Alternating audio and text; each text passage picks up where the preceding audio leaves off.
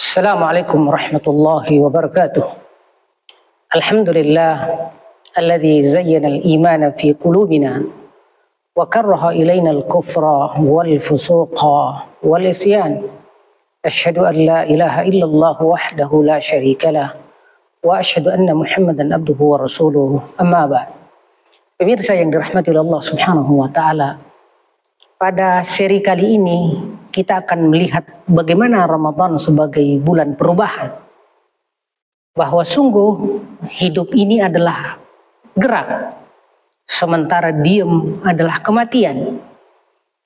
Karenanya segala sesuatu bergerak, terus berkembang.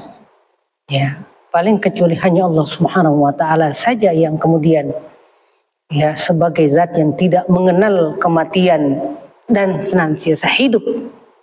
Ya, karenanya dia adalah zat yang senantiasa menggerakkan, zat yang senantiasa menghidupkan hati, menghidupkan jiwa, menghidupkan semangat, dan senantiasa mengarahkan manusia agar menuju kepada perubahan yang baik.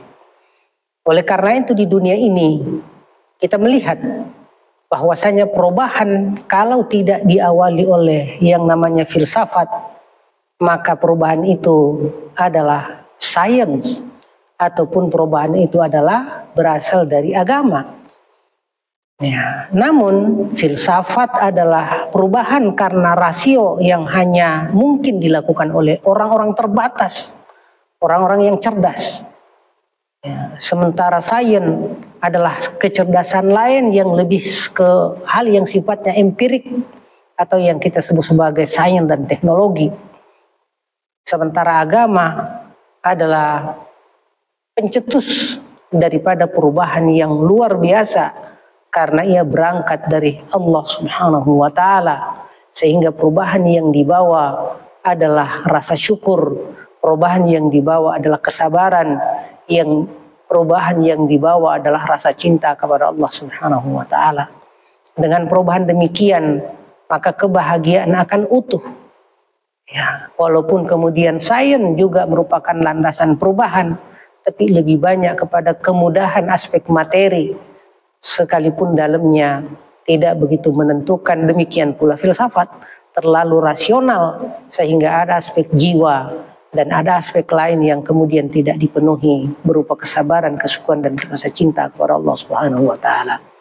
Oleh karena itu jemaah pemirsa yang dirahmati oleh Allah Subhanahu wa taala, bahwasanya perubahan ini adalah tabiat kehidupan.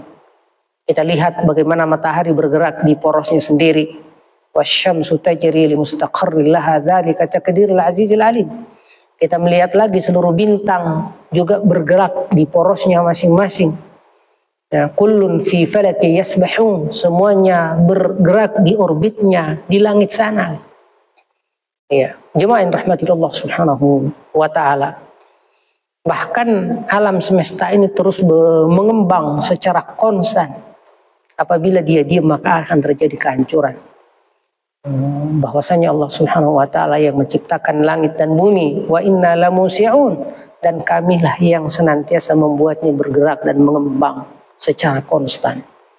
Jemaah yang dirahmati Allah Subhanahu wa taala, kalau kita lihat turunnya Al-Qur'an sebagai titik tolak perubahan, maka inilah yang kita sebut sebagai bulan Ramadan, yaitu bulan yang dipilih oleh Allah Subhanahu wa taala sebagai waktu yang tepat dalam rangka untuk menurunkan kitab suci yang menjadi inspirasi besar dunia akhirat demi mengawal perubahan itu yang dengan tepat.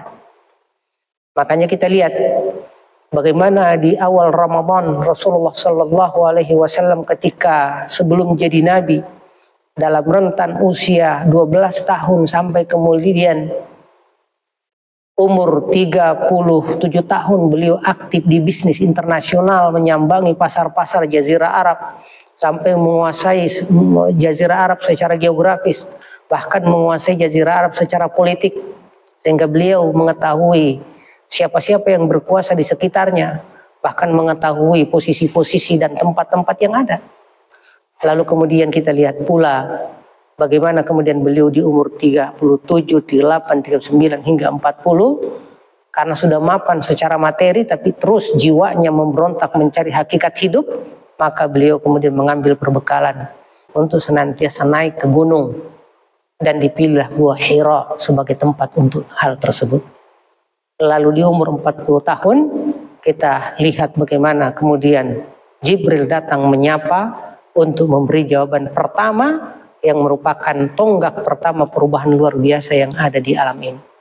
Maka ternyata beliau terus mencari data-data, fakta-fakta bahwa sebenarnya hidup ini hakikatnya apa, tujuannya apa, dan untuk apa kita ada di sini. Maka lalu datanglah Jibril menyatakan, Iqra, bacalah. Dan jemaah para pemirsa, kita pahami bahwa kata qara'a, membaca adalah mengumpulkan huruf per huruf untuk dieja. Tidak harus dibaca dalam bentuk huruf, tapi diucapkan pun. Sebagaimana Jibril mendikte Rasulullah SAW, Iqra, bacalah. Lalu beliau menyatakan, ma'ana biqari, saya tidak bisa membaca apa-apa gitu. Huruf nggak bisa, karena Allah sengaja agar beliau tidak bisa membaca dan menulis. Karena jika demikian adanya, nanti beliau dituduh sebagai hasil belajar wahyu yang dia dapatkan dan sebagainya. Bahkan tanpa belajar demikian pun menulis bisa membaca, tetap saja beliau dituduh belajar daripada orang-orang Yahudi dan Nasrani yang pernah ditemui dalam sejarah hidupnya. Karenanya Iqra, bacalah. Seolah Allah Subhanahu wa ta'ala menyatakan bahwa bacalah fenomena alam ini, kumpulkanlah bukti-bukti yang menyatakan akan keberadaan Allah Subhanahu wa ta'ala. Iqra, bacalah, belajarlah bismi rabbik, dan belajar di sini adalah atas nama Allah Subhanahu wa ta'ala. Allah sebagai yang mencipta, alladzi khalaq, menciptakan manusia secara spesifik. Khalaqal insana, bahkan asalnya disebutkan min alaq, dari gumpalan darah. Bahkan Allah katakan bahwa khalaqal insana min alaq. Iqra, bacalah, wa rabbukal akram, sungguh Tuhanmu marah pemurah. Engkau membaca sedikit, Allah gelontorkan ilmu yang banyak. Sebagaimana kemudian manusia dari tiada menjadi ada lewat kemudian kelahiran. Manusia ada dari tidak ada lalu ada melalui proses penciptaan dari tanah. Sama dengan ilmu, Allah mengadakannya dari kebodohan menjadi pengetahuan yang disebut allama bil qalam. Allah mengajar dengan pena. Walaupun Allah justru mengajar juga dengan wahyu lewat para nabi. Pena dengan seluruh makhluk sebagaimana kelahiran untuk seluruh makhluk. Sementara kemudian penciptaan Adam dan Hawa lewat sebuah sistem yang disebut penciptaan. Nah, jemaah yang dirahmati Allah Subhanahu wa ta'ala. Lalu kemudian perubahan ini yang dihasilkan oleh pena, perubahan ini yang dihasilkan oleh proses membaca lewat wahyu. Ya, inilah kemudian luar biasa Islam datang dengan ilmu, Islam datang dengan istilah pena, Islam datang dengan isyarat, yang mana artinya adalah tarbiyah yang mendidik, syai'an fa syai'an, sedikit demi sedikit, ila haddi kamalihi, hingga tahap sempurnaannya. Allah mendidik alam ini sedikit demi sedikit, dari awal, dari tiada jadi ada.